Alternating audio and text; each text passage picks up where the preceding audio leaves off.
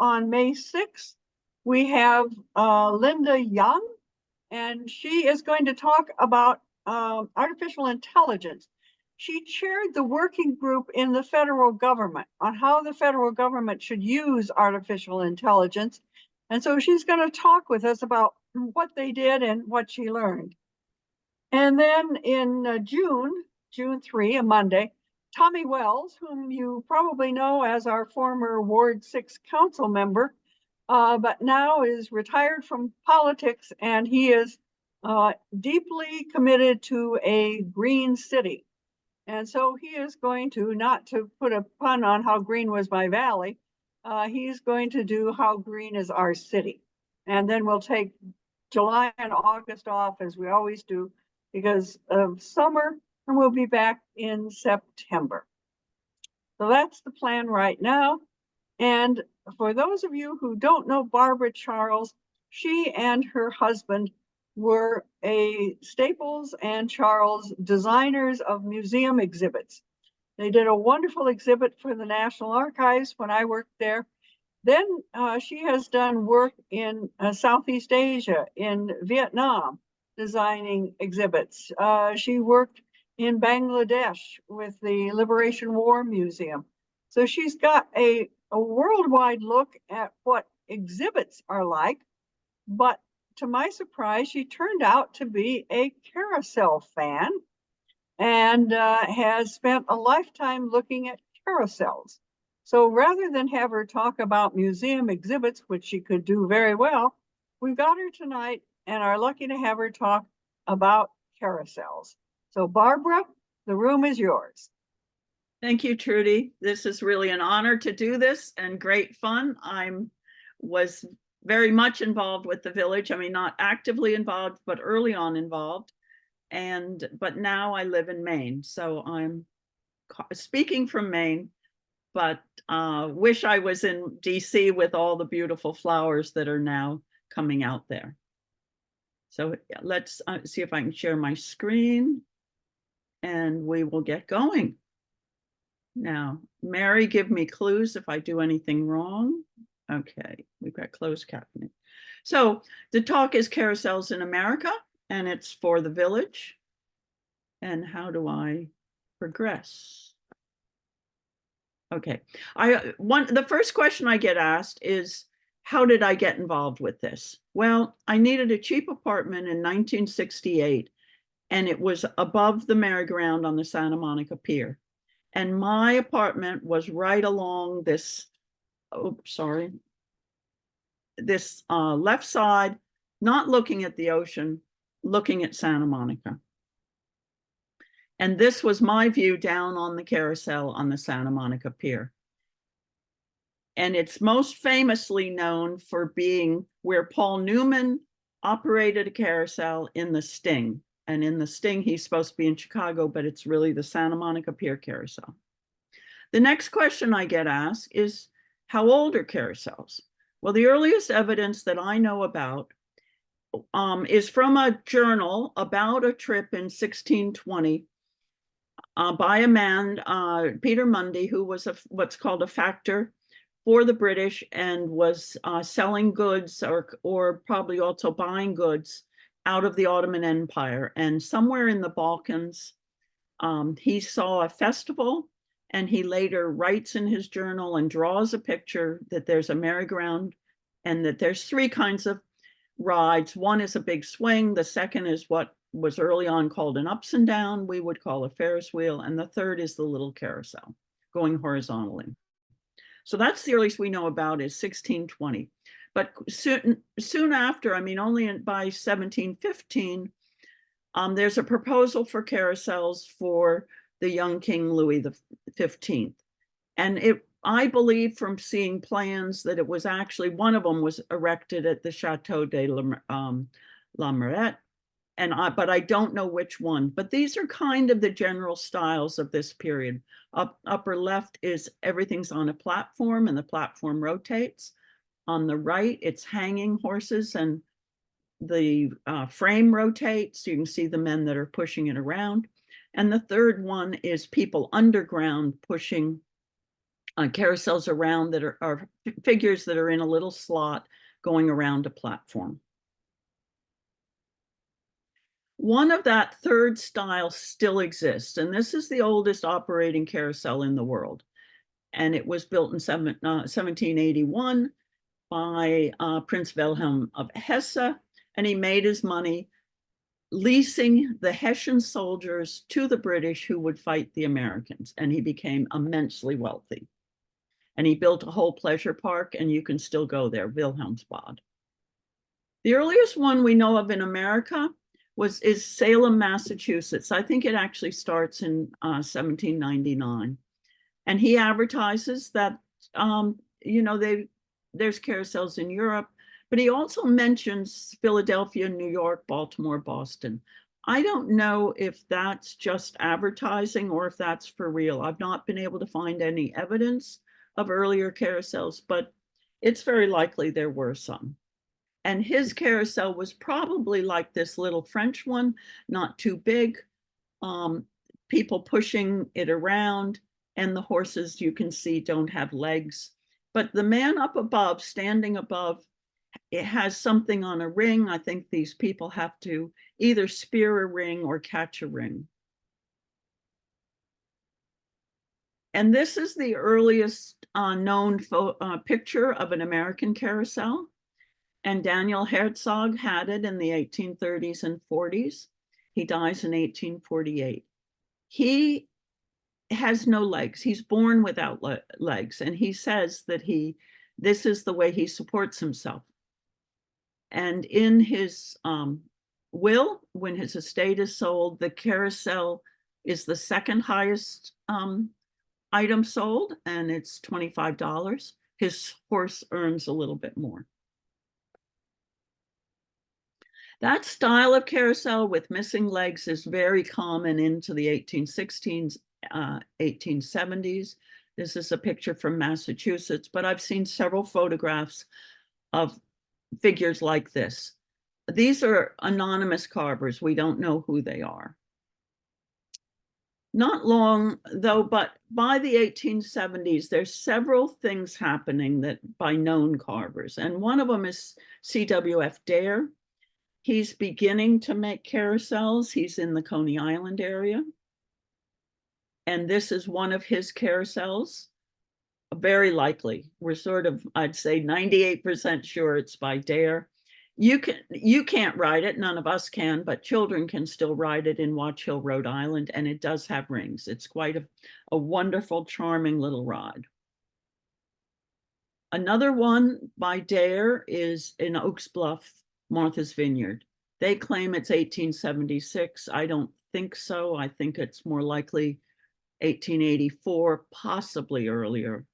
But it's quite charming. And the rings are so popular there that they have rings on the inside and the outside. And this just delightful dragon chariots. Dragon chariots are pretty typical of Coney Island. You don't see them made elsewhere, but in Coney Island, they come up on various rides. An interesting little carousel, and a reason that I asked Trudy to do this talk now rather than in June, is that the cathedral, the All Hallows Guild that takes care of all of the plantings and the altar flowers at the cathedral, owns a little carousel. And they only set it up once a year for Flower Mart, which will be the first Friday and Saturday in May. Again, only children ride it, but it is just a charming, charming little carousel. Possibly made by a small company called the U.S. Merry-Go-Round Company out of Cincinnati, Ohio. The date of it also is a little bit unknown, but possibly 1890s, possibly a little later, possibly a little earlier. There's another little one that you can only see usually in July for a Spanish Saints Festival Day. It's in Taos. It's owned by the Lions Club. And these are photographs from the Farm Security Administration taken in 1840. And then, as you can see in the lower right, it was still hand operated by two people with cranks. And the musicians, for music, they had live musicians. This is another picture of it. Taos artist, when the Lions Club saved this carousel, it was found in a field, farmer's field, further somewhere between Taos and Santa Fe. When it was brought back and kind of cleaned up, some of the Taos artists painted the figures, as you can see here. They're quite fun. Of the bigger makers, G.A. Densel gets going. He says 1867. I'm not 100% convinced. His father actually made carousels in Germany. So this is a multi-generational family. But here's a carousel, very German style, where the diagonal cabling, as you can see, is coming off one post and holding up a platform. And the figures and everything are on the platform. This is his little factory about 1890. I kind of call this Take Your Son to Work Day. This is Densel on the right, two of his younger children. And then in the back, his son, William H. Densel. This is Charles Leopold with his arm on his son, who will become a carver. I don't know some of these people. The young man in the dark shirt over here is D.C. Muller. He becomes a fabulous carver. His brother Alfred is in the back. This may be his father. We're not 100% sure. So it's a pretty sizable little factory. And this is an early Densel carousel. Once they become more standardized platform carousels like the Dare carousels. This one was in Orange, Virginia. I thought it was going to be saved when it was bought, but then it was put up for, it was auctioned in pieces, unfortunately. This rooster is just fabulous. Densel also made double-decker carousels, at least two of them. And one of them, there was a park out by Cabin John. It was called Cabin John Bridge Park or Cabin John Hotel Park. And in 1903, Densel put in this double-decker carousel. They sold a lot of illegal drinks out at Cabin John Hotel. And in 1908, it was closed down, and the park closed. And this carousel was resold and went down to a park that was down on the Potomac in Prince George's County on the Potomac. And it was a black run park. And it was called Washington Park. And the carousel was set up there in 1908. In 1913, they had a fire and it burned. He's the only American maker we know of who made double-decker carousels. They were also made in Germany in the 19th century. Around the same time, Charles I.D. Luth is getting going in Coney Island, and this is reportedly his first carousel. This is Luth in the middle with the long sideburns. He comes from very northern Germany in an area that goes back and forth between Germany and Denmark. And so sometimes he's called a Dane, sometimes he's called a German. G.A. Densel immigrated from Germany. This is another a little bit later carousel, probably built in the 1890s. And it was with the Feltman brothers on Coney Island. And we'll see it again later, but it's still a platform machine at this point. And there's another style that gets going in the late 1880s, early 1890s, up in North Tonawanda, New York, near Buffalo. And they're called track machines. There's a track that runs under this platform. There's wheels. And these figures rock back and forth. They're on articulated arms, and some of them go very fast, and you can rock them as you ride along. About 10 of these still exist. The one that's the most complete is up now in Orrington, Maine, in a little tiny historic village near Bangor. And here's a picture of it. You can see the patent. And it's just beautifully maintained. Ivory Fenderson bought it in 1896. He was from Saco, Maine. He toured it around Maine, maybe northern or New Hampshire. I don't know if he got down to Massachusetts. And in 1922, he put it in a barn and left it there. And his son ultimately either donated or sold, I've heard two stories, to a little historic village in southern Maine. And when that went bankrupt, it was moved up to Curran Village 2 years ago. And so you can ride it up there on special days. So two things happened at the very end of the 19th century that will change this whole scene. One is the beginning of trolley parks. Trolley parks, once trolleys start operating around larger cities or between cities, they have electric power.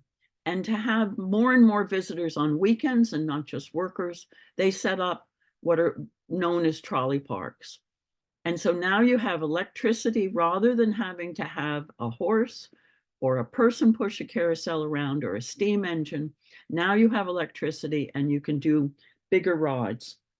What also happened is in 1896, this large English roundabout was brought over to Coney Island, and it had jumpers. Jumpers were first started in England. By jumpers, I mean that the horses go up and down. They have an eccentric, the pole, they're on a rod coming off a center gear, and there's I'd almost call them notches in the rod, and so the pole goes up and down, and that's how the horse goes up and down, and the pole slides into a hole in the platform. Johnson patents this mechanism, but then Mangles also immediately patents of slight versions and does several versions and tries to control the patent of jumping mechanisms, but they quickly catch on, and different makers have other ways their own ways of getting around some of the Mangles patents. This is now the fabulous Feltman again, and those little horses are on the inside, but they add 2 rows. In the floor, you can see slots. So when you rode this carousel, that pole actually slid out. And so you're now with the centrifugal force as the carousel goes around, the pole is sliding also as if, so you're angling in a bit. One of these did operate when I saw it. I don't think it still does now out at the Columbus Zoo, but the Mangles Carousel is there. And the figures were all carved by a marvelous carver, M.C. Ilians, who comes from Russia. And you can see over here a dragon chariot again. Well, Ilians does a lot of carving for Mangles and then goes on his own. Glen Echo had a couple of little carousels, and then it has this great big Mangles carousel that arrived in 1906. And it operated at Glen Echo through the 1920 season. And then it is traded into W.H. Densel, son of G.A. Densel, for the carousel that you now see at Glen Echo. But it was a lovely carousel, and the figures are all carved by Ilians. This is Ilian's shop, a little bit set up for the photograph. You certainly would not have horses' heads sitting all over the floor, but this is M.C. Ilians with the hat on here. This is his son, Philip. This may be another son, Rudy. I'm not quite sure. I know this is a helper. You can see some of Ilians' sketches in the back, full-size sketches, 4 figures. But what you can also see back here is a carving for a synagogue. And Ilians is Jewish, as are the other major carvers in Coney Island. This is another Ilians carved carousel. This is one that they manufacture themselves. And Ilians does these fantastic manes.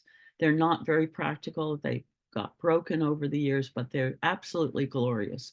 And what you're also seeing here is gold, a lot of gold and silver leaf. Coney Island carousels are known for flash and a lot of gold leaf, silver leaf, and also the leaf sometimes would be toned with other tints. So you might get kind of an aqua leaf. These legs sticking way out also are quite impractical. They would break, but Ilians just did horses with a lot of flair. This is another Ilian's horse. The rest of the carousel is carved by another carver, Charles Carmel, but this is Ilian's kind of at his most fantastic. The B&B carousel is the last operating carousel in Coney Island and was recently saved. When I say recently, probably about a decade ago, but it was a big deal to save it. There at one point were about 11 carousels along Surf Island in Coney Island, but now there's only one, the B&B, but it's now quite well protected. I'm not sure how this figure got on a Carmel carousel, but there are stories of the carousel operators having poker games and putting up some of their great figures as stakes. And so a number of figures are known to have moved around from one carousel to another. I mentioned Charles Carmel. This is a Charles Carmel carved carousel, but the carousel was made by Kremer's Carousel Works. There were around Coney Island several smaller firms.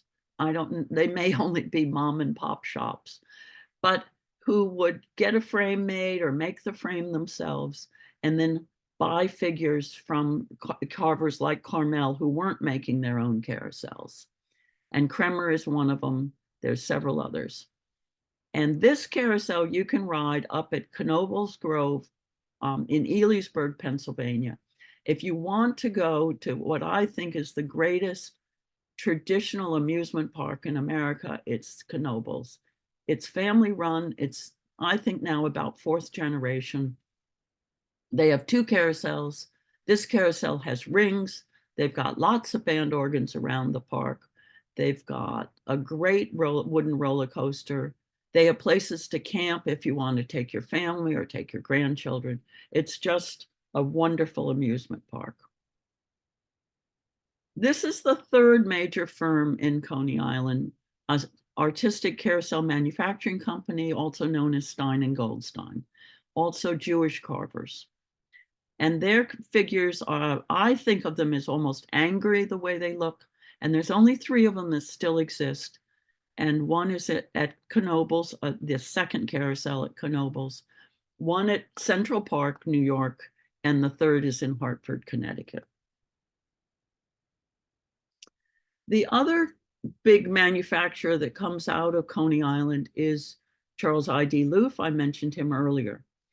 By the 1890s, he has moved his operation up to Riverside, Rhode Island, and he is establishing carousels all around lower New England. This is my all-time favorite carousel in America. It's at Crescent Park. It's still there. The amusement park doesn't exist, but it was saved in about the 1970s, early 80s was a big effort to save it. And it's just fabulous. It's a large 4 abreast. It goes very, very fast. It's in the building that Ilian's or his son designed for it. And it has it has rings and it has a great band organ. Most of the Loof, Charles C. Loof owned a lot of his carousels and had different people, different children who operated them, or managers that operated them. And he often put a large roof organ with his carousels. And several of them still exist. There's 2 out on the West Coast, one in Spokane and another one at Santa Cruz, well worth riding and looking at. There's then a group of makers who are up in North Tonawanda, New York. One of them I mentioned earlier, that's Armitage Herschel.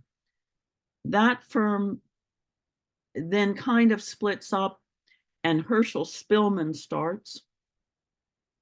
They make track machines like Armitage Herschel did, but they also make carousels for carnivals, and then they get into making carousels that they aim for more permanent locations in parks. And a carousel very like this is at Trimper's in Ocean City, Maryland. It's been there since 1912. It was bought new, and the Trimper's family has just taken great care of it. There also at Trimper's are some small kiddie rides made by Mangles. And again, they can be ridden by children and are worth seeing and looking at, even if you don't have family to ride them. But the big carousel, everybody can ride, and well worth seeing. Another Herschel Spillman carousel was on the mall. This is Secretary Ripley when he wanted to enliven the mall. This is the first carousel that went on the mall. It is now out at Wheaton Regional Park in Montgomery County, Maryland. It was replaced by a larger carousel made by Alan Herschel. When Herschel and Spillman split, Alan Herschel starts his own firm. And this is the very end of when Alan Herschel is making, quote, wooden carousels. They're not fully wood. The heads are aluminum, the legs are aluminum. But Alan Herschel now is Chance Manufacturing and still is in business.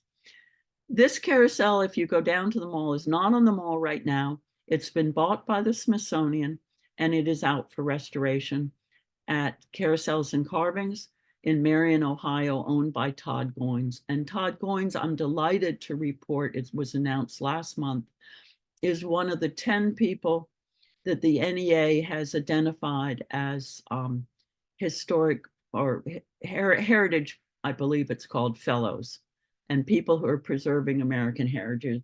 And this is very unusual to have a carver. He actually didn't have somebody to train him, like most of the musicians and people who get this award, had mentors. And Todd says, oh, the carvers are my mentors. I've studied their machines. I know exactly, I have had my hands all over their carvings. And so he has learned from the masters, but through their work. There's this third, I don't know, third, fourth, I'm on fifth. Anyway, another base of operations. I've talked about Coney Island. I'll get back to Philadelphia. There's North Tonawanda. And then out in Abilene, Kansas, C.W. Parker first buys an Armand Herschel carousel that comes to town and he buys it. And this is C.W. Parker standing here with his first carousel. This little black figure is a carved figure, and he'll have his hand on a wheel on the band organ, and it will look like he's operating it. This is Parker's first jumping carousel. So he's worked out a mechanism using the cranks above, the eccentrics above, and little stand here and it's going below. And he's wonderful, fanciful figures. They're nowhere near the realism of some of the other carvers, but they're just wild and wonderful. And one of his biggest carousels is now getting restored out in Oregon. I'm delighted to report it's got a new home at the Neon Museum, and I'm hoping in a couple of years it will be back and operational. This was first made for Venice, California. Then it moved in the 1927 up to Jansen Beach in Portland, Oregon. And it was then at a mall for many years, but then it was taken out of the mall in 2012. But now has, through the efforts of Restore Oregon, is being preserved, and it's found a new home. And this is one of the just wonderful figures on it. They're, again, not terribly, realistic, but it has that Illians flair. I think Parker's looking at Illians with this leg out, this flaring mane, but a bit more practical than the pointed manes. This is when the carousel was in Venice, California. If we now go back to Philadelphia, I hope I'm not confusing you, but a lot of this is happening simultaneously. D.C. Muller, who I pointed out in that 1890s picture, has now started his own firm called D.C. Muller and Bro is Alfred, and they start their own firm about 1902. This is a street scene. Can you imagine walking along the street in Philadelphia and this is what you saw in a window? Just amazing. And this, well, I'm skipping now from Muller back to Dentzel. Dentzel, meanwhile, is making bigger and bigger carousels. And he's getting around the jump with a platform stepped. But this one is still operational up in Rochester, New York. It went in there in 1905. Again, worth a visit. And I'm back to Muller because his shop operates from 1902 to about 1917. A lot of the carousel companies during World War II have a hard time getting materials, and also no new trolley parks are being built during World War I, I'm sorry, are being built during World War I. Muller goes back to working for Dentzel, and here he is drawing up a full-scale sketch. He's certainly their lead carver, and over here he's carving some heads. Heads just like these show up on the Dentzel carousel at Glen Echo. This is the Glen Echo carousel, beautifully restored over many, many years. And Glen Echo also just has one of the world's great band organs. So if you haven't been to Glen Echo recently, you need to go. The third company that's really important in Philadelphia, there's a couple of smaller ones also, but their carousels don't survive, is the Philadelphia Toboggan Company that starts in 1904. And this is one of their earliest carousels. It was in a fairgrounds. It's still actually in the fairgrounds in Burlington, Colorado. I didn't see it in 1971. I couldn't find it. I heard about it, but couldn't find it. But in the 1970s, local people got very interested in it and preserved it and got it totally restored. It is just gorgeous. Here's their armored horse. This is a simple platform machine. Philadelphia Toboggan didn't make jumping machines until about 1908. One of their most beautifully restored machines that still exist is Jane's Carousel up in Dumbo and Brooklyn. And Jane Walentis worked a couple of decades restoring this carousel. And it's in this beautiful, beautiful building right down on the waterfront. And this is its lead armor horse. And the last wooden carousel, full wooden carousel made in America by these major companies was the Philadelphia Toboggan Carousel number 83, made at Idlewild, now in Idlewild Park, Ligonier, Pennsylvania. And again, it's still there and you can ride it. And it's fully wooden. By this point, Alan Herschel was using aluminum parts in their horses' heads and legs. And so this one's really considered the last full wooden historic carousel. After that, there was still an interest, particularly after the end of Prohibition, because parks, once they could have liquor again, were making more money. And even though it was in the Depression, there were some new parks being built and they needed carousels. And so what happened there is at least one person putting together carousels from older parts. And this historic picture is quite interesting because the kangaroo and the seahorse and some buffaloes and a horse with a flag, there's a number of figures that we can find in this photograph that show up at Watkins Regional Park in Prince George's County. And they also show up on a carousel in Seaside Heights. So this is Watkins Carousel. In Prince George's, this is the kangaroo, and this is a little buffalo. There's two buffalo. It's just had some fabulous, fabulous figures on it that came from this earlier carousel. And there's about 6 or 7 carousels that I've identified that get put together from 1928 to 1935. I'm going to back up 1 second. And as I mentioned on the last slide, there's another one at Seaside Heights that has been saved, and it's been 10 years saving it, but it will reopen this spring. So if you go up to the Jersey Shore, go to Seaside Heights. It's one of 2 old wooden carousels along the shoreline. In the 1990s, then a new phenomenon started, and that was what we call now community carved carousels. And the first one was in Missoula, Montana, and it's been immensely popular. There's now a number of them, but I saw one in progress in Butte, Montana. I love this woman, and this was her mine pony that she was in the process of carving. And the carousel got operational in 2018. This is another one in Albany, Oregon. And again, this was in the workshop.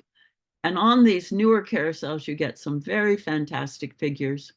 And Albany has really helped re-enliven the downtown. And it's been a super successful operation. Another one that's still looking for a home the figures have been carved down in Southern Maryland in La Plata. And the carousels that have worked the best initially, Missoula and Albany, for example, had a home before the carousel was started to be carved. Butte had a bit of a problem finding a home. They now have a good home, and Southern Maryland is looking for a home. So if there's any of you that have ideas for them or want to donate money for them, I'm happy to put you in touch with the people that are doing it. But it's called, or you go online, it's the Southern Maryland Carousel Group.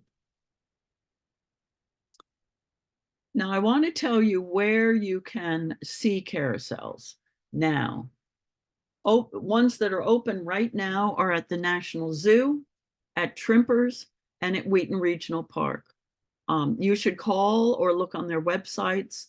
Wheaton, for instance, I think is open Thursday through Sundays. Trimpers may only be weekends, I'm not sure. Zoo is whenever the zoo's open. April 27 then is a big day if you want to take family out for some festivals. Glen Echo is having their Carousel Day. It's their first opening day. I think then they'll be open every weekend through toward the end of September. Watkins has their Kitty Fest on the 27th, and then they will open on weekends beginning May 4th. Knoebels is also opening weekends beginning April 27th, and then they'll be open at least on weekends, and then as May, usually by Memorial Day, everybody's open pretty much full time. And then, as I mentioned earlier, on May 3rd and 4th, do go to the Flower Mart at the National Cathedral. It's the Flower Mart's fabulous, and the carousel is an absolute charmer. Thank you very much, and have fun riding carousels. And if you have any old photos, and I'd love to see them. Thank you. Well, thank you, Barbara. That was wonderful. I'm sorry there weren't more people in the audience, but I'm going to spread the word that you can see this on our YouTube channel. I had no idea, none. So let me ask you a first couple questions that come to mind. First of all, it looks like they almost all went counterclockwise. I saw one that didn't. How come? Well, the one you probably saw that didn't was the British one. They go yeah, I think that's American ones just always have. If you mount them the way you mount a horse, then you're on the inside, not on the outside, which might be a little bit safer. But I don't know, they just do. French ones do also. You know, German ones can go either way. So what can I say? Maybe, I maybe, have a question. sure. This is Bonnie. I thought that was fascinating. And I wanted to ask, when did carousel stop being an adult form of amusement and start being a children's form of amusement? Because in the old ones, it's all adults on them. And then all of a sudden, I mean, now it's Well, kids. That's not totally true, because even Okay. what I've read about the one that was in Salem in 1800, they had different days for children, or women sometimes had a different Okay. time than men. Oh, yes. I still ride them. I hope you all still ride them. The only They one, make me sick now, unfortunately. okay, well, or sit in the chariot, but some of the more precious little ones like Watch Hill are children's only, and National Cathedral, when I first saw it in 1971, older people could ride it, but now they're just making it precious. I don't, So it didn't, there really wasn't a transition. It there's just, not really a transition. When they had rings, and certainly carousels that do have rings will tend to get teenagers and an older group going because they like the competition. yeah, right. Thank you. Talk about the rings. I didn't quite understand that. I can vaguely remember seeing the rings, but how did Well, this come about? From lances? yeah, I mean, these, if you think of throwing darts as sort of, a game version of throwing, lances or spears, this is sort of the same idea, is that riding the carousel could be considered the same as catching the ring, that horsemen do, live horses do. People on live horses, the horses don't do it, obviously. Um, Mhm. but they're not, some people say they were, old carousels were for training people. I don't believe that, and I've never seen that. But as early as the Hanau carousel anyway, well, no, actually, I think you even see it in the French drawings. People are trying to either catch rings or use a little lance to catch a ring. Nowadays, you could see it at Glen Echo. There's an arm, they don't use it. I wish they would get it operational, but there's an arm that gets swung out and you put rings in it. And then as you go by, you can reach out with your hand and catch the rings as fast as you can. And Mhm. there's a wonderful man in his 80s now. He started at age 15 and he's worked on the Crescent Park Carousel in East Providence all his life. And he has told me that if there was a girl on the carousel he was interested in, that he could time it so that she would get the gold ring, which is the brass ring. All the rest are iron. If you get a brass ring, then that gives you a free ride. Okay, another question. I saw a lot of examples of human beings turning the early ones. That's right. I was wondering, surely at some time people used horses or mules or something else? Yeah. How did that work?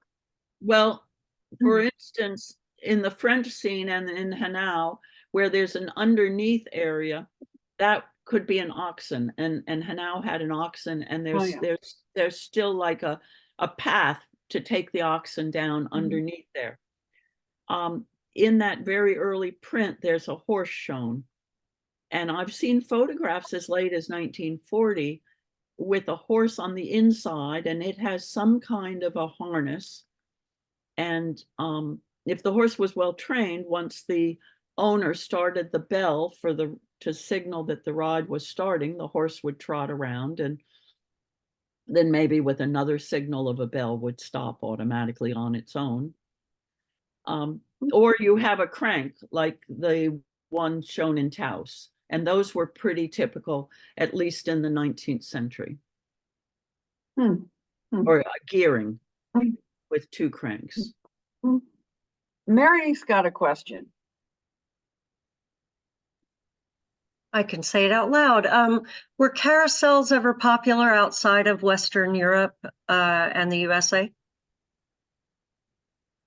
Well, they start in the Ottoman Empire, I believe. All of the ones that I know of were pretty much imported. I mean, there's somebody making them in Brazil now, or Argentina. I don't think indigenous people made carousels, not that I know about. And there was the Armitage Herschel company had a salesman who went to the South Sea Islands, went to Yokohama, went to India, took carousels all around selling them. But I don't know of any starting kind of on their own, if you know what I yeah. mean. But they also were in Russia. What are carousel owners doing now that people weigh so much more than they did when the carousels were carved in the 1800s? You will see on some rides a weight limitation for some. If the carousel, I saw this in Denver, I thought it was very funny actually. A good operator will walk around and be sure it's evenly weighted, because the carousel is hung by cabling off that center pole, and if it gets too far off. But at Denver, at the new Elitch's Garden, they clearly poured their concrete pad unevenly. And I saw the operator walk around with a measure to kind of measure that he had enough clearance all the way underneath. And if not, he had to move people on the carousel to get a better weight distribution.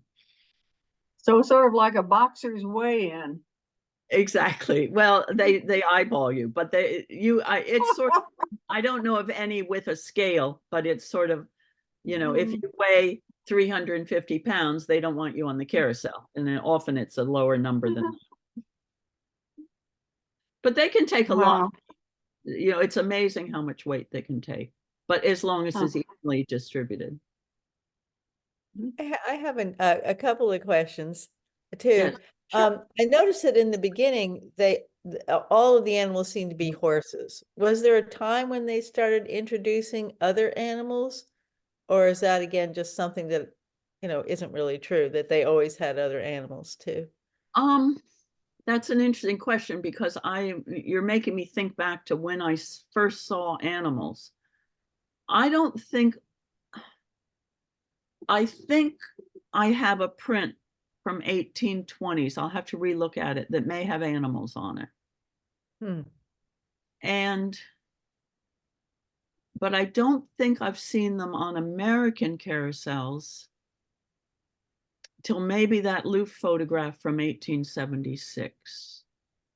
And there's some Dare catalogs that begin to have animals in 1880s. So I would say post-Civil War for the United States. Yeah. Okay. Europe. And also, the other, the famous scene in Strangers on a Train in the end. You must know what I'm talking about. I have to look at it. No, I don't really know it. I know that they get the they have faster and faster, right? Yes, and they're trying to kill. He's trying to kill the good guy. The bad guy is trying to kill the good guy, and so on. And it gets fast. So obviously you don't know anything about that particular carousel, and how would they have made it do that? Or very likely they bought one. I mean, yeah. For a long time, you could buy them fairly cheaply. I actually ran into a sort of similar situation. I photographed Royal American shows who were very big carnival, and they did a lot of the Midwest carnivals. And I met up with them in St. Louis and photographed them there. I photographed them in Iowa. And then I photographed them up at a teardown at the Wisconsin State Fair in a setup in Minnesota. And I think it was in Wisconsin when this happened. They would pick up roustabouts, people locally to help them out. And sometimes if they were good, they would travel to the next location. So there was a guy who traveled with them from Iowa up to Wisconsin. And let's say, I think he was involved with someone's wife. And Uh-oh. the husband, he thought at least had followed him up there. And he was trying to get the operator of the carousel to keep the carousel running so he could hide inside. I don't know what happened in the end. Great. Well, you will have to watch that movie again because the carousel plays a very important part. Right. It's a great scene. Thank you. You're very welcome. And for a last question, because we're getting close to time. So the carousel you first lived above, what's Yes. its story? What has happened to it? It's still there. Shortly after I lived there, they didn't let anybody live there anymore. They had a few offices up there. It was privately owned when I lived there. And then Santa Monica may have bought it at that point. I'm going to say late 60s, early 70s. I know that a group started to help preserve it. And so they were operating it, and they stopped having the apartments. And then I think in the 90s, there's, is that me? I'm not sure. But there's started being an effort by Santa Monica to tear the whole pier down because it got very, very run down. It's a huge protest. And so the pier was not torn down. The city restored the pier. They've added a big Ferris wheel. It's, very successful now. They have a whole little department in the city that takes care of the Santa Monica Pier. So the carousel's there. It's okay. The band organ is still there, probably still playing Yellow Rose of Texas, which would drive me crazy so that I wouldn't go home at night till I knew it had stopped. But it's all there. Anyone, a last question? If not, thank you, Barbara. This was wonderful. I just can't tell you how much I learned and how much fun it was learning it. So, well, one last pitch. If you're driving around, go to carousels.org. That's our National Carousel Association. I think I put it up on my last slide. We have a census there that you can see where carousels are all over the country. Great. Thank you. Yeah. Very welcome. Thanks so much. Trudy, you're muted. Trudy, sorry to have cut you off. That's okay. And join us Monday, May 6th, when we're going to talk about something very different, artificial intelligence. Bye, everyone. Bye-bye.